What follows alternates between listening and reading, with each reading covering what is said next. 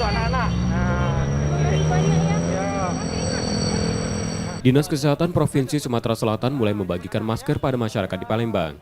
Pembagian masker berlangsung pada Minggu pagi, menyusul kabut asap yang semakin meningkat akibat kebakaran hutan dan lahan. Sebanyak 30.000 masker dibagikan di beberapa titik pada para pengguna jalan. Saat ini kualitas udara di Palembang sudah masuk kategori berbahaya. Minggu pagi, konsentrasi PM 2,5 pada Indeks Standar Pencemaran Udara atau ISPU sudah mencapai 348 mikrogram per meter kubik. Nilai ISPU tersebut memburuk sejak sepekan terakhir dan berlangsung sepanjang hari. Pembagian masker agar menyadarkan warga mau memakai masker demi kesehatan.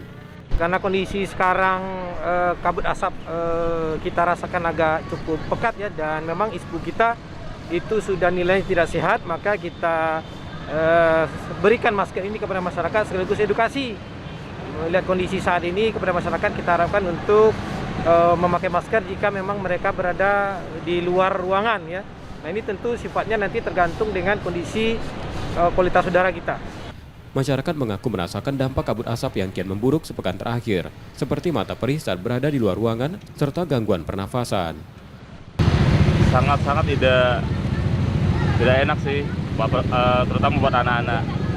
Buat anak-anak itu, jadi kan biasanya kan bisa main di luar, tapi karena asap ini, jadinya kita taruh di rumah semua. Ini kalau untuk kakak sendiri apa dampaknya nih? Mungkin Dampaknya ya saya kan sering di luar, otomatis di mata pedih, di dada sakit kadang. Asap yang semakin meningkat, masyarakat diminta mengurangi aktivitas di luar ruangan, serta selalu mengenakan masker saat keluar rumah. M. Rizky Nurmizan, Kompas TV, Palembang, Sumatera Selatan.